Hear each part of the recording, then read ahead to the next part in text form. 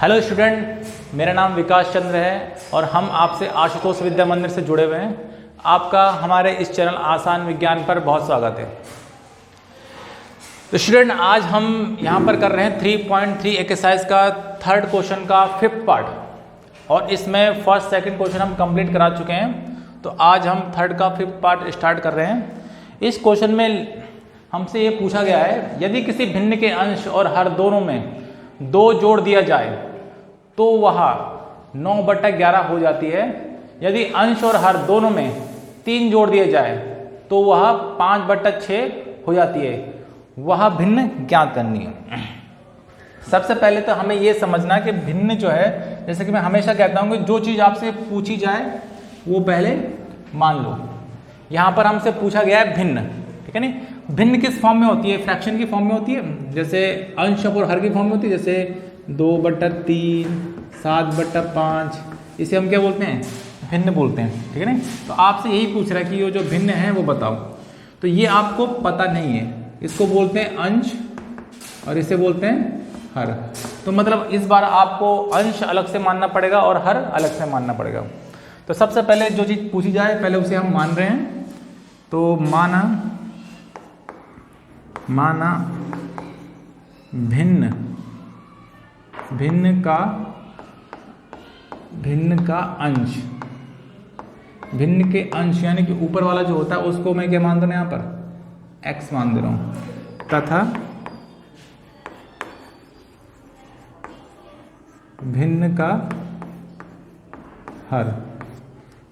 भिन्न का हर इसे मैं मान दे रहा हूं y, ठीक है नहीं। अतः जो भिन्न है, भिन्न को फिर हम कैसे लिख सकते हैं? भिन्न हम लिखते कैसे? अंश अपॉन हर लिखते हैं, यानी कि x/y। मतलब ये वैल्यू हमें फाइंड करनी है, ठीक है। हमसे क्या पूछा गया है? भिन्न बताओ। भिन्न किस फॉर्म में लिखी होती है? अंश अपॉन हर की फॉर्म में लिखी होती है। तो अंश को हमें अलग से मानना पड़ेगा इस बार और हर को हमें अलग से मानना पड़ेगा। इतना क्लियर हो गया?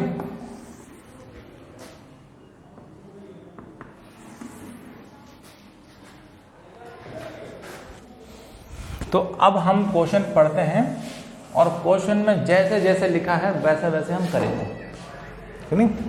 तो प्रश्नानुसार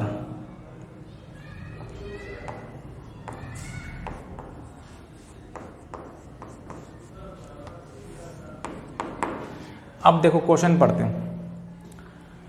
इसमें बोला है यदि किसी भिन्न के अंश और हर दोनों में, इसने शब्द यूज किया है भिन्न का, ठीक है नहीं। तो पहले हम भिन्न लिखेंगे, ठीक है नहीं। इसने कहा किसी भिन्न, इसने बोला है भिन्न, तो पहले अपने को लिखना पड़ेगा भिन्न। तो भिन्न क्या माना हमने? x/y। तो मैंने लिख दिया भिन्न x/y, ठीक है। उसके बाद इसने बोला है भिन्न के अंश और हर दोनों में, अंश इसे बोल रहे हैं, हर इसे बोल रहे हैं। वो कह रहा है अंश और हर दोनों में 2 जोड़ दिया जाए। मतलब हमें अंश में भी और हर में भी जोड़ना है 2, ठीक है नहीं।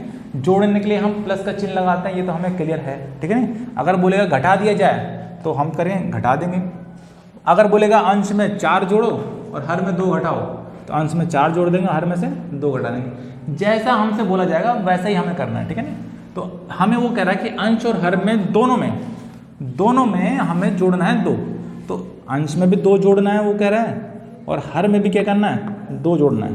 तो जोड़ दिया हमने। उसके बाद कह रहा है अगर जोड़ आप देते हो, अगर आपने जोड़ दिया सपोज करो, तो वह 9/11 हो जाती है।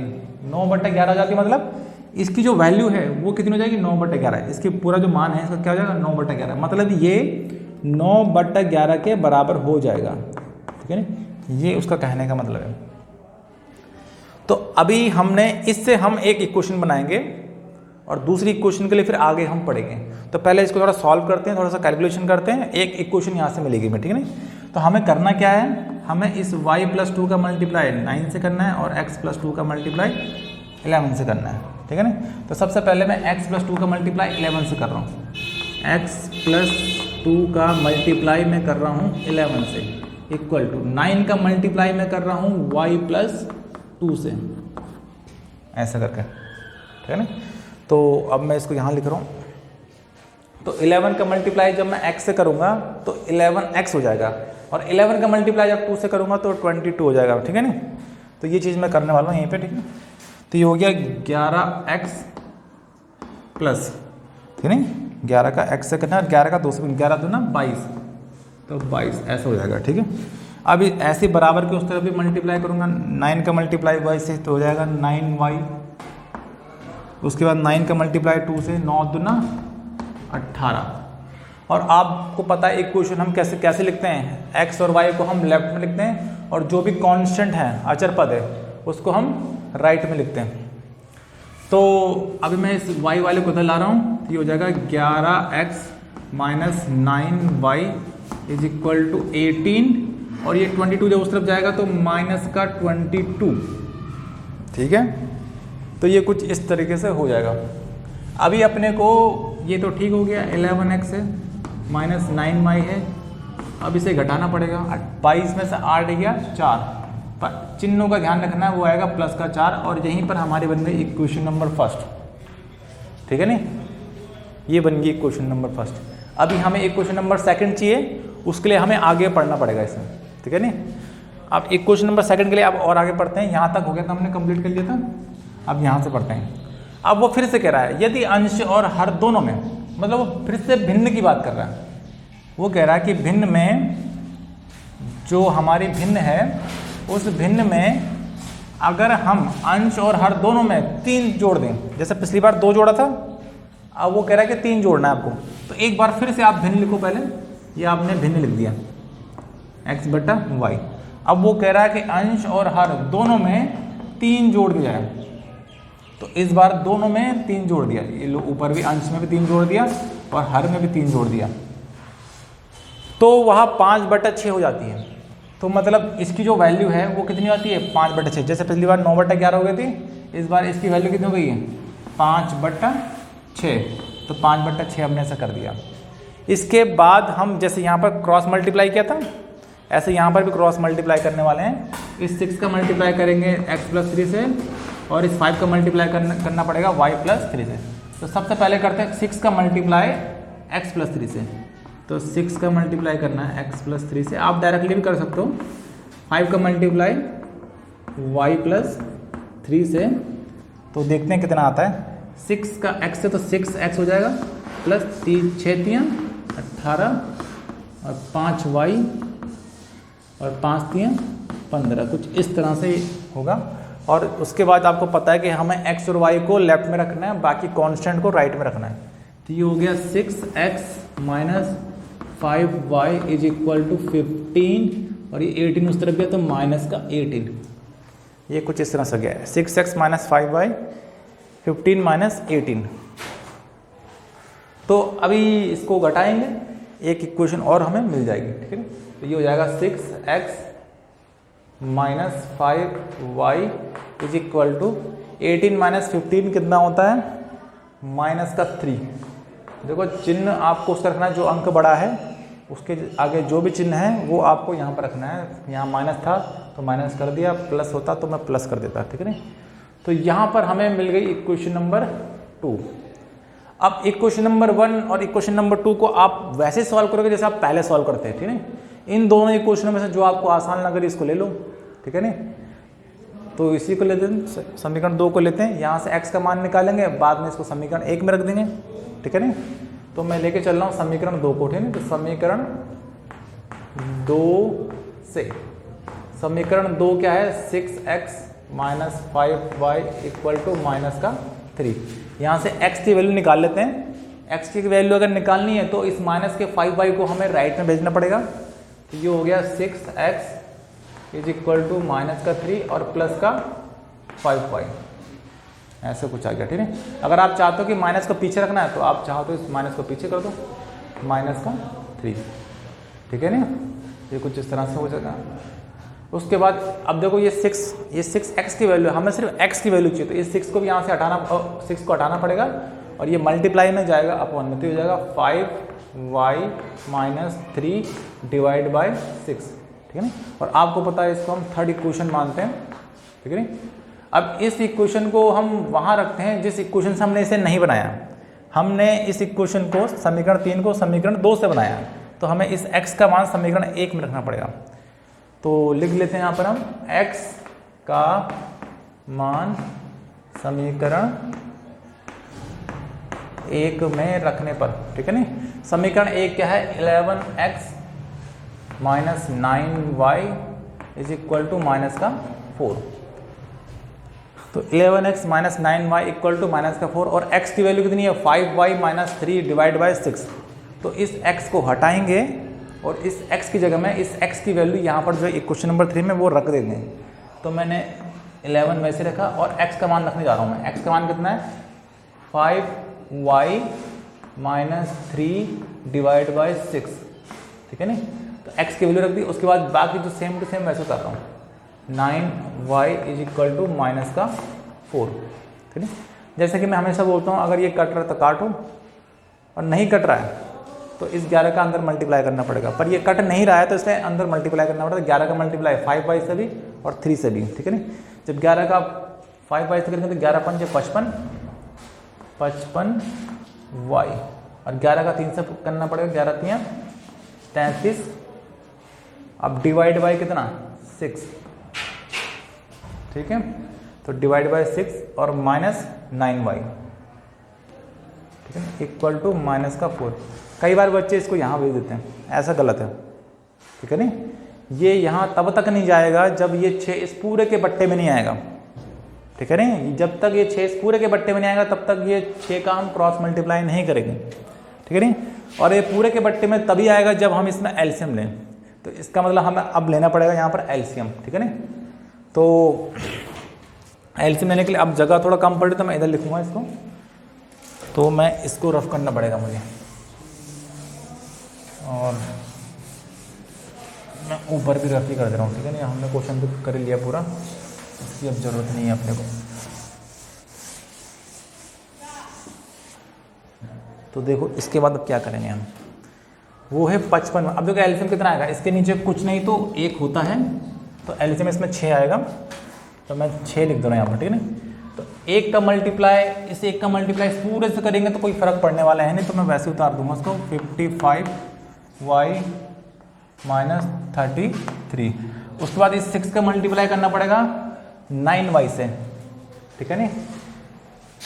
तो 6 नंबर कितना होता है 54, तो ये हो जाएगा 54y, ठीक है। तो हमने एलसीएम ले लिया, इक्वल टू में कितना है माइनस का 4, ठीक हो गया इतना। अब इन y को आपस में सॉल्व करते हैं। 55y माइनस 54y, 1y बचेगा, ठीक है ना। 1y, 1 लिखते नहीं है इसलिए लिखा नहीं, ठीक है ना। माइनस का 33, ठीक है ना। और रही 6 की बात, अब देखो मैंने कहा ना आप पूरे के बट्टे में अगर आ गया तो 6 को भेज सकते हो हम, तो अब मैं वहाँ भेज रहा हूँ 6 को। तो -4 गुणा 6, तो y minus 33 is equal to 6 चौको 24, ठीक है नहीं। तो y is equal to minus का 24। अब इस माइनस को 33 को जब उधर भेजेंगे तो ये हो जाएगा प्लस का 33। तो y की जो वैल्यू यहाँ पे निकलने वाली है, यहाँ पे माइनस करेंगे 6 3 9, यहाँ पर y की वैल्यू कितनी आ जाएगी 9, और वो भी किस में आएगी प्लस में। तो यहाँ पर हमें y की वैल्यू यहाँ पर मिल गई है, तो y की वैल्यू यहाँ पे निकल के आ गई 9। अब हम निकालेंगे x की वैल्यू, और आपको पता है x की वैल्यू चाहे आप मतलब y की वैल्यू चाहे क्वेश्चन नंबर 1 में रखो, 2 में रखो, 3 में रखो, आपको x की वैल्यू मिल जाएगी। तो मैं थोड़ा सा इसको भी रफ कर दूँगा यहाँ पर।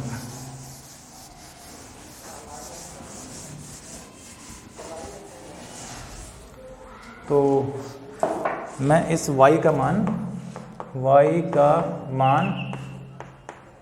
समीकरण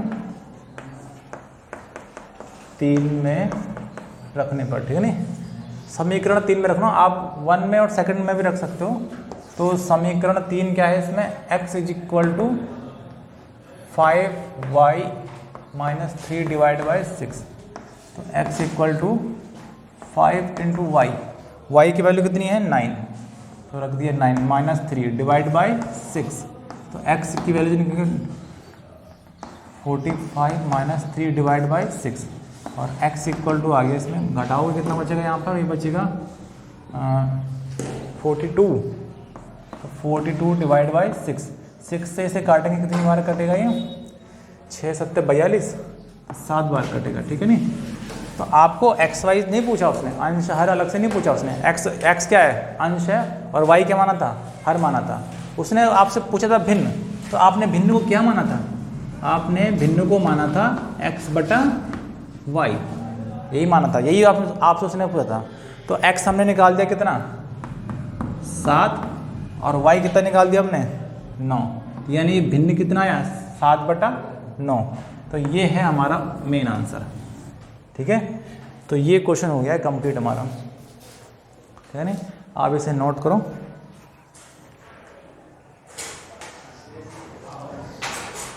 इसके बाद ये है क्वेश्चन नंबर 3 का 6 पार्ट, और इसमें हमसे बोला गया है कि हमें निकालना है, लास्ट में आ जाओ, वर्तमान आयु निकालनी है, ठीक है नहीं। और क्वेश्चन में क्या बोला है, 5 वर्ष बाद जेकब की आयु उसके पुत्र की आयु से 3 गुनी हो जाएगी। 5 वर्ष पूर्व जेकब की आयु उसके पुत्र की आयु की 7 गुनी थी, उसकी वर्तमान आयु याद करनी है। उसकी मतलब जेकब की बात कर रहा है, ठीक है नहीं। जेकब की और उसके पुत्र की आयु हमें यहाँ पर माननी पड़ेगी, जो हमसे पूछा जाए पहले हम उसे मान लेते हैं, ठीक है नहीं। तो करते हैं इसे स्टार्ट। तो सबसे पहले मान लेते हैं, माना जेकब की वर्तमान आयु, जेकब की वर्तमान आयु मैंने मान दिया x वर्ष, जेकब की वर्तमान आयु मैंने मान दी x वर्ष, और जेकब के पुत्र की आयु तथा जेकब के पुत्र की आयु मैंने मान दिया y वर्ष, ठीक है। ये पिता पुत्र हैं, पिता की आयु मैंने x मानी, पुत्र की आयु कितनी मान दी है, y मान दिया, ठीक है। और ये इनकी वो आयु है जो अभी की है, जिसको हम बोलते हैं वर्तमान, करंट आयु, ठीक है नहीं, जो अभी इनकी अभी चल रही है वर्तमान आयु, ठीक है नहीं। अब इस क्वेश्चन में हमें ये ध्यान देना है कि इसने बोला, देखो अब डायरेक्टली हम क्वेश्चन पे आते हैं, जैसा क्वेश्चन ने बोला, पर उससे पहले इसने बोला है 5 वर्ष बाद जेकब की आयु, 5 वर्ष बाद जेकब की आयु अभी कितनी है, उसकी आयु x वर्ष है। 5 वर्ष बाद कितनी हो जाएगी, 5 जोड़ देंगे, जैसे मान कर चलो अभी किसी बच्चे की आयु है 20 वर्ष, 5 साल बाद कितनी हो जाएगी 25, 5 जोड़ दिया। अगर मैं बोलूँ कि 5 साल पहले, तो 5 कम कर देंगे 15, ठीक है नहीं। तो हमें ये देखना है कि अगर 5 साल बाद बोलेगा तो उसमें 5 जोड़ना पड़ेगा x में। अगर पिता की आयु में 5 साल जोड़ोगे तो पुत्र की आयु में भी क्या जोड़ना पड़ेगा, 5 साल। इतना क्लियर हो रहा है। तो क्वेश्चन में बोला कि 5 वर्ष बाद जेकब की आयु हो, ठीक है नहीं। तो मैं पहले जेकब की 5 साल बाद की आयु बता रहा हूँ कितना है। तो 5 वर्ष बाद जेकब की आयु, ठीक है। अभी कितनी थी उसकी, x थी, 5 साल बाद x प्लस 5, ये मैं कहना चाह रहा हूँ वर्ष, ठीक है। वर्ष नहीं लिखा तो समझना, लिखा है मैंने, ठीक है। तो 5 वर्ष बाद जेकब की आयु इतनी है। अब जैसे आज से 5 साल बाद पिता की आयु 5 साल जोड़ दिया, तो पुत्र की आयु भी जोड़ना पड़ेगा, क्योंकि पिता पुत्र की आयु एक साथ तो बढ़ेगी। ऐसे थोड़ा ना कि पिता की आयु बढ़ रही है पुत्र की आयु रुकी हुई है, पिता की भी आयु बढ़ेगी और पुत्र की भी आयु बढ़ेगी, ठीक है नहीं। तो 5 वर्ष बाद जब जेकब की आयु x प्लस 5 होगी, तो 5 वर्ष बाद उसके पुत्र की, जेकब के पुत्र की आयु कितनी हो जाएगी उसकी, अभी कितनी है उसकी y, और 5 साल बाद कितनी जाएगी y प्लस 5, ठीक है नहीं, वर्ष, ठीक है नहीं। तो ये 5 साल के बाद जेकब और उसके पुत्र की आयु हमने लिख दी, और अभी कितनी आयु इनकी, अभी की करंट वर्तमान x और y, ठीक है। और अब हम पढ़ेंगे क्वेश्चन, और जैसे क्वेश्चन में बोला है वैसे करने वाले हैं।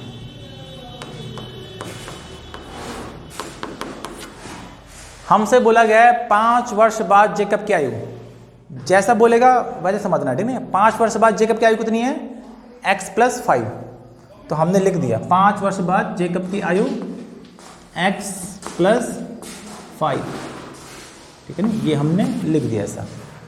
5 वर्ष बाद जेकब की आयु, उसके पुत्र की आयु, ये 5 साल बाद की बात कर रहा है, ठीक है। 5 साल बाद उसके पुत्र की आयु कितनी थी, पहले ये लिख लेते हैं, वो y प्लस 5, ये 5 साल बाद जेकब की आयु और उसके पुत्र की आयु है, ठीक है नहीं। तो कह रहा है कि 5 वर्ष बाद जेकब की आयु उसके पुत्र की आयु से 3 गुनी हो जाएगी, ये मेन पॉइंट है। आज से 5 साल बाद जो जेकब की आयु है उसके पुत्र की आयु की 3 गुनी हो जाएगी। किसकी आयु 3 गुनी हो जाएगी, जेकब की। तो मैंने हमेशा आपसे कहा है जो भी इसके लिए बोला जाएगा आपको वो इधर लिखना है। अगर बोलेगा कि जेकब की आयु उसके पुत्र की आयु से 3 अधिक हो जाएगी तो 3 इधर जोड़ देंगे। बोलेगा जेकब की आयु उसके पुत्र की आयु 3 कम हो जाएगी तो 3 इधर घटा देंगे। और जब गुने की बात करता है तो गुने के लिए हम जानते हैं, हम मल्टीप्लाई करते हैं, ठीक है ना। तो इसने हमसे बोला है कि जेकब की आयु उसके पुत्र की आयु की 3 गुनी हो जाएगी। ये 3 गुनी हो रहा है तो 3 का मल्टीप्लाई इधर करना है, फिर बराबर लगाना है, ठीक है। तो ये है इसमें समझना। तो 5 साल बाद जेकब की आयु और उसके पुत्र की आयु, तो जेकब की आयु 5 साल बाद उसके पुत्र की आयु की 3 गुनी हो जाएगी। तो वो मैंने इस तरह से इक्वेशन के फॉर्म में लिखा है। अब थोड़ा इसको सॉल्व करेंगे, एक इक्वेशन बनाएंगे इसमें, ठीक है नहीं। सॉल्व क्या करना है, इस 3 के अंदर मल्टीप्लाई करेंगे। जब मल्टीप्लाई कर लेंगे तो y को इधर ले आएंगे और अचर पद को उधर भेज देंगे, ठीक है। तो ये है x प्लस, ये वर्ष समझ रहा हूँ, ये लिखा है मान के चलो, ठीक है।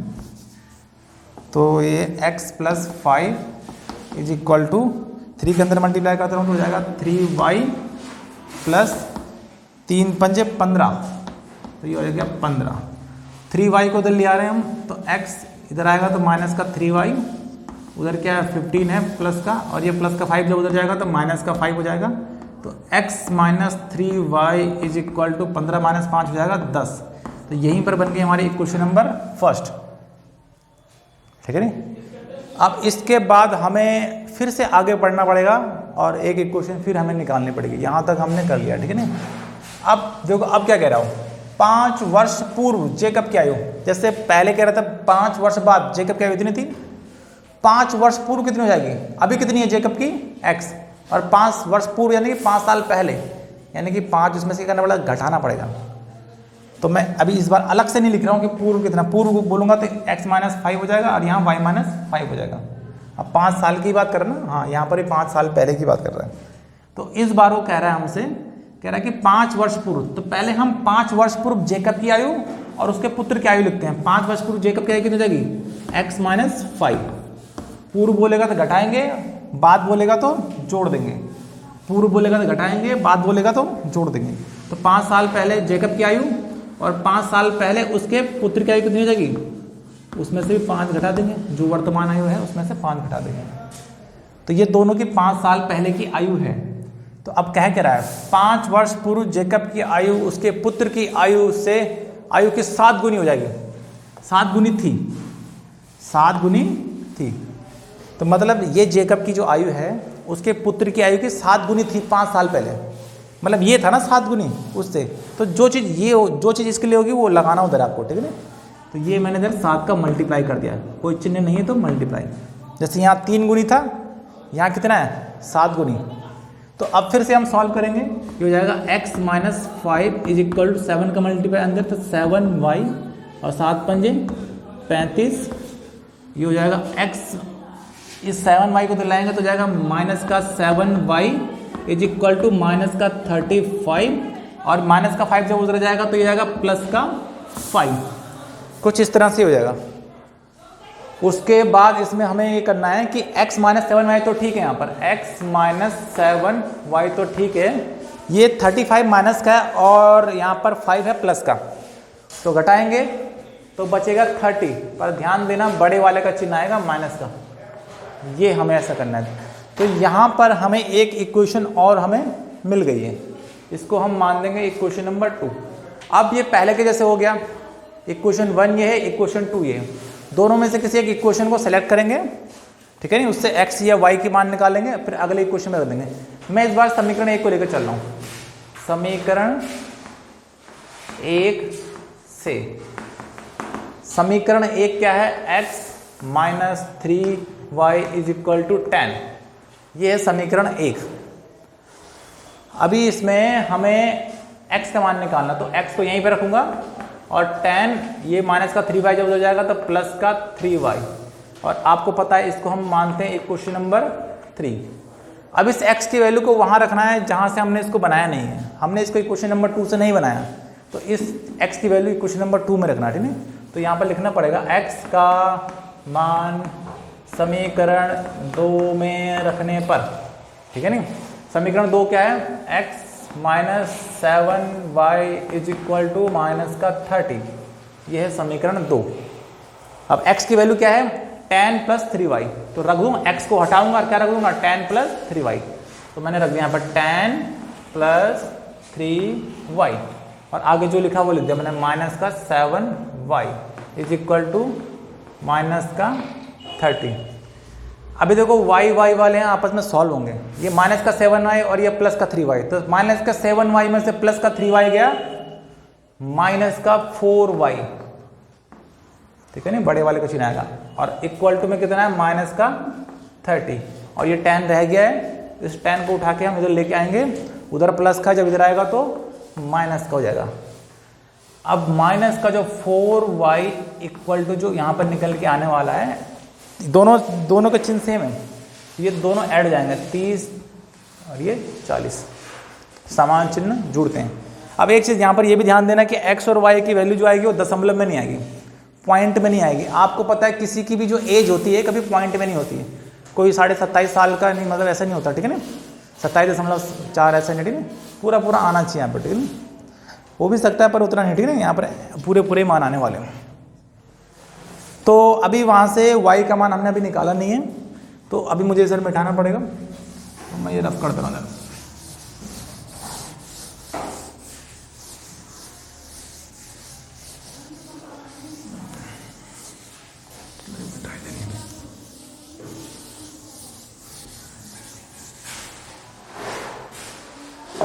तो माइनस का 4y इक्वल टू कितना है, माइनस का 40 है, ठीक है ना, ये मैंने दोबारा रिपीट कर दिया थोड़ी ना। तो y इक्वल टू कितना आएगा, माइनस 40 डिवाइड बाई 14। अच्छा माइनस में भी नहीं आएगा कभी, एज आयु जो होगी माइनस में नहीं आएगी, ठीक है नहीं, प्लस में आएगी। अगर माइनस माइनस समझ लो कहीं पे गलत हो रहा है, ठीक है, यहाँ माइनस माइनस हो जाएगा प्लस, और 4 से इसे काटने कितनी बार कटेगा, 4 एकम 4 10 बार, ठीक है। तो y की जो वैल्यू कितनी आई है, 10 वर्ष, ठीक है नहीं, आयु हमेशा किस में होती है, वर्ष में, ठीक है नहीं। तो अभी y का मान निकल गया, अब निकालना है x का मान। तो x का मान आप रखो समीकरण 3 में, 1 और 2 में भी रख सकते हैं, पर हम रखेंगे 3 में ताकि आसानी रहे। तो y का मान समीकरण 3 में रखने पर, समीकरण 3 क्या है, इसमें x is equal to 10 plus 3y, ये है समीकरण 3। तो y को हटाएंगे यहाँ से, और y की वैल्यू कितनी है, 10 है, तो 10 रख दें यहाँ पर, ठीक है ना। अच्छा आपको ये भी पता होना चाहिए कि x ज़्यादा आएगा, कभी भी ऐसा हो ही नहीं सकता है कि किसी के घर में पापा की आयु कम है और पुत्र की आयु ज़्यादा है, ऐसा पॉसिबल नहीं है ना, कि पिता की आयु 4 है और पुत्र की आयु 15 है, ठीक है। तो इससे भी आपको आइडिया लगाना है कि कहीं कभी अगर ऐसा होता है कि पुत्र की आयु आपकी ज़्यादा आ रही है, पिता की आयु कम आ रही है, मतलब कहीं गलत हो गया, ठीक है नहीं, तो ये ज़्यादा ही आएगा, ठीक है। तो कम से कम 15 साल का अंतर होना चाहिए ना, 15-20 साल का, 30 हो जाएगा, तो x कितना हो गया है, 40 हो गया, ठीक है, तो 40 वर्ष, ठीक है नहीं। तो ये x किसको माना था, पिता की आयु मान थी, वर्तमान, ठीक है नहीं। तो कुल मिला के जो निकल के आया यहाँ पर वो आया है पिता की, पिता यानी कि पिता को हम जेकब बोल रहे हैं, ठीक है ना, जेकब की आयु वो आई है 40 वर्ष, ठीक है नहीं, और उसके पुत्र की आयु, पुत्र की आयु वो आई है यहाँ पर 10 वर्ष, ठीक है नहीं। तो 30 साल का अंतर तो होना चाहिए नहीं, मतलब सही है, ठीक है नहीं। और बाकी अगर आपको चेक करना है कि ये सही है या गलत है तो इक्वेशन नंबर 1 या 2 में या 3 में रखो, इक्वेशन 1 और 2 में रखना है मान, और आपको उसका राइट हैंड साइड मिलेगा जब एक्स और वाई का मान रखोगे, ठीक है। तो यहाँ पर ये एक्सरसाइज 3.1 हमारी एक्सरसाइज कंप्लीट हो चुकी है। नेक्स्ट लेक्चर में हम इसका 3.4 एक्सरसाइज स्टार्ट करेंगे। तो आज के लिए इतना ही, आप इसे नोट कीजिए।